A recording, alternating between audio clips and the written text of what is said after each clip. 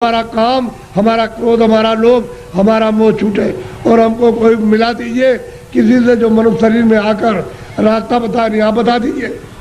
देवता से कहो आप ही बता दो कि ये रास्ता जाने का है भगवान के पास। अगर नहीं बता सकते हो तो फिर किसी महात्मा से मिला दो। हमने इसलिए तुम्हारी पूजा की और तुमको माना कि हमारा आत्म कल्याण हो जाएगा, जन्म मरण से बच जाएंगे, 84 नरकों से बचेंगे। अगर देवता नहीं तो खोज करो महात्मा।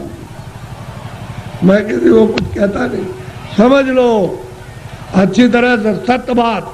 उसको मछली रहती है, कछुआ रहता है उसी में, जीव जंतु उसी जमुना जी में, उसी गंगा जी में रहते हैं। तो आपको ये जानना चाहिए, आप वहाँ जाते हो स्नान करने के लिए तो पाप आपका धुल जाएगा।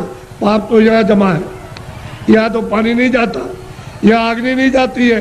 तो ये बताओ कि तुम जब यहाँ, वो कैसे धुलेगा? वो गंगा पानी समुद्र का या तालाब का या कुएं का वो धो नहीं सकता हो, तो यहाँ जमा है इस जगह पर। अब ऐसा गंगा स्नान, वो गंगा उसमें स्नान करने वाले महात्मा मिल जाए और आपको दिव्य गंगा में, दिव्य जल में स्नान करा दे तो जीवात्मा तब ये निर्मल हो जाए, पवित्र हो जाए, स्वच्छ हो जाए, तो ये जाग जाए, इसकी आँख खुल जाए। अब इसमें आते हो फिर चोरी क्यों करते हो? इसलिए करते हो कि जमुना में हम नहा लेंगे तो हमारी फिर चोरी माफ हो जाएगी। चोरी और माफ नहीं होती, वो तो यहाँ जमा, यहाँ पानी नहीं जा सकता। ये तो शरीर के नाके पर, जीवात्मा शरीर में नहीं है। जीवात्मा शरीर के बाहर, ये यहाँ नहीं है, नाक में नहीं और मुंह में नहीं है, हाथ और पैरों में नहीं, ये दोनों आंखों के ऊपर बैठी हुई है। बस ऊपर में गंदगी उस पर डाल दी, इसलिए रुकी पड़ी हुई है। गंदगी हटा लो, बाहर निकल जाए, छोड़ दे मकान को, जीते जी छोड़ दो। इसलिए आप लोग थोड़ा सा अपना कभी कभी समय, जब ये सुना करो कि यहाँ बहुत भीड़ लग रही है और बहुत लोग आ रहे हैं, तो जरा से चले आए और सुन लिया और देखो आकर के कि मैं कैसी पूजा आपको देवताओं की, और फिर उन देवताओं को देखो कैसे आप देखते हो उनको अपनी आंखों से, तब तुम्हारी समझ में आएगा। ऐसे क्या समझ में आ जाएगा? अंधेरे में रहोगे तो अंधेरे में जन्म हुआ, अंधेरे में पालन पोषण हो रहा, अभी फड़फड़ा के अंधेरे में मर जाओगे। अभी देखते नहीं, अब तो बूढ़े हो गए तो अब क्या दिन का साथ है इस शरीर का? अरे किसी दिन भी तुम रात रात में सोते हुए चल पड़ोगे, आप ले जाएगा आपको। अब कहाँ ले जाएगा उसका आपको पता ही नहीं है। इसलिए किसी का साथ करो, किसी जानकार का साथ कर लो। बहुत साथ कर लोगे तो रास्ता बता देगा कि चलो इस रास्ते से चलो, वो बस चल दो रास्ते से, तो आपको मंजिल पर पहुंचना अपने घर में ही। तो घर आपका नहीं, ये तो परदेश है। अगर आपका देश होता तो बच्चे रहते, हमारा शरीर रहता, हमारा मकान रहता, हमारी जमीन, कोई पुराना नहीं होता, सब नए रहते। लेकिन आपका मकान है ही नहीं, उसने दे दिया किराए पर थोड़े दिन के लिए, बस समय पूरा हुआ निकाल करके बाहर कर दिया, बस खत्म हो गया। यह आपका कोई सामान परदेश है, तभी तो दूसरे के देश में निकाले जाओगे। अपने देश में पहुँच चलो, वहाँ आराम से रहना, कोई जलमता मरता नहीं है, न वहाँ कोई हिंदू न कोई मुसलमान, न दफ्तर है न खेती है न दुकान, न कोई बीमारी, न हाल न बच्चे, वहाँ आनंद ही आनंद है। अपने घर में अपने देश में चलो।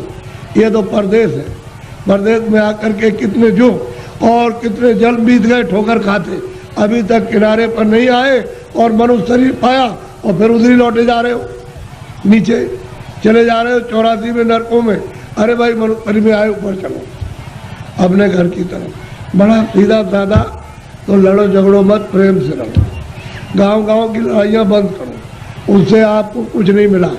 जब गांव में लड़ाई हुई तो घर घर में बैर होने लगा, अब घर घर में लड़ाई होने लगी और घर घर की लड़ाई अब अपने मन से लड़ रहे हो। और सारा जीवन आपने अशांतमय अपना कर दिया, न सोने में शांति, न कहीं जाने में, न कहीं बैठने में, न किसी से बोलने में, और न किसी देवता के पास में। ऐसा तुमने मकान में ऐसा कुचड़ा बढ़ा, बिल्कुल अशांति की ज्वाला जलने लगी।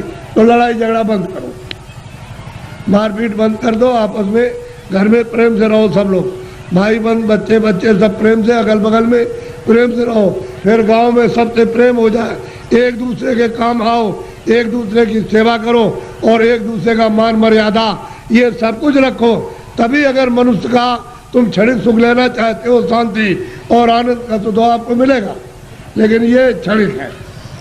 जब तक जीवात्मा मनुष्य मंदिर में जगाओगे नहीं और दिव्य नेत्र नहीं खोलोगे, तब तक तुमको आत्म और परमात्म शांति नहीं मिल सकती।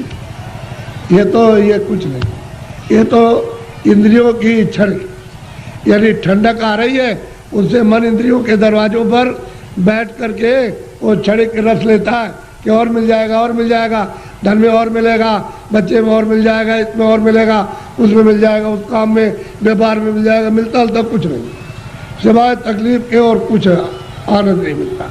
और आपने सब प्रयास किस लिए किया? सुख मिले, हमको शांति मिले, हमको आनंद मिले, और उसमें से इतना सब कुछ करने के बाद न शांति मिली, न सुख मिला, न आनंद मिला, न ज्ञान मिला, और आग जलने लगी।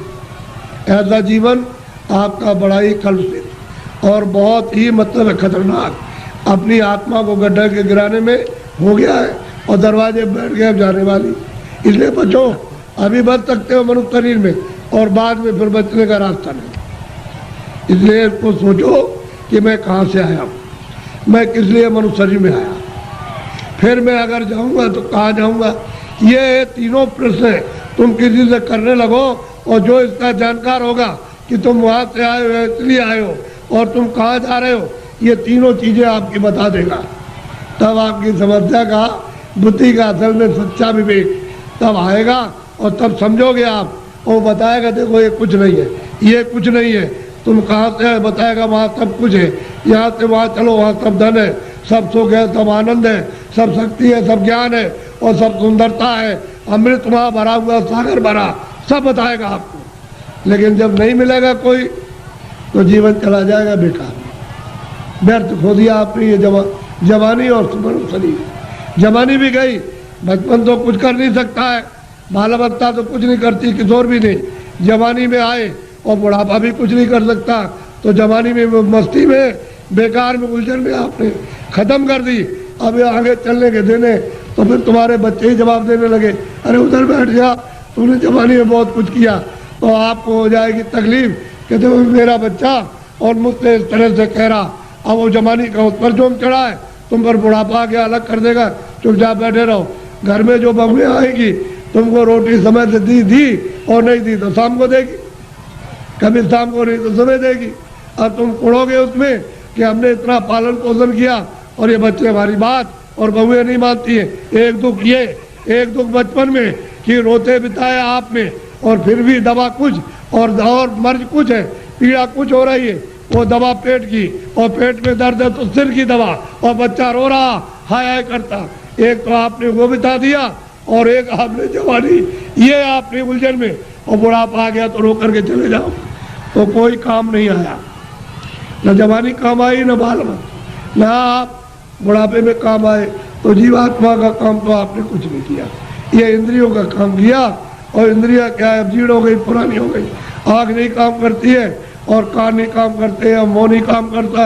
अब रो रहे हो, चिल्ला रहे हो, तुम ऐसा मत करो, प्रेम के साथ सब लोग रहो, और ये समझो हम किस लिए आए। ये यहाँ काम के लिए नहीं, तुम्हारा काम प्रभु को पाने का, कि हम अपनी जिंदगी में उस रास्ते में चल के प्रभु को पाएं। असली काम तो तुम्हारा ये था, और उसको छोड़ करके आप इस झगड़े में फंस गए, चलो इसको इकट्ठा किया जाए और इससे सब मिल जाएगा। क्या मिला आपको? जिनके पास वो रो रहे, जिनके पास करोड़ों, जिनके पास अरबों, वो रो रहे, चिल्ला रहे, और कहते हैं कि हमको दवा हमको दे दी। अरे भाई, उससे तुमको सुख मिलता, आनंद मिलता, तो क्यों नहीं ले लिया? अरे वहाँ कुछ नहीं है। अब आप उधर जा रहे हो तो आपको क्या मिलेगा? ना आपको ना उनको, किसी को कुछ नहीं। दिन में काम करते, शाम को बच्चों की सेवा अपना फर्ज अदा करते, और उसके बाद बैठ करके थोड़ा भजन करते मनुष्य मंदिर में, तो ये जीवात्मा सच्चे धन को प्राप्त करती। सच्चा जन्म मिलेगा नहीं, किसका कल्याण होगा? जीवन ऐसे ही चला जाएगा। तो मैं तो इसलिए चलाया कि हमारे गांव वासियों ने बहुत ही लोगों से कहा कि बाबा जी को ले आओ, जरा मैं दर्शन करूंगा। तो मैंने भी कहा चलो मैं भी दर्शन करूंगा, मेरी भी तो इच्छा दर्शन करने की है। अगर आपकी इच्छा हुई है दर्शन करने की, तो मेरी भी आपके दर्शन करने की इच्छा हुई।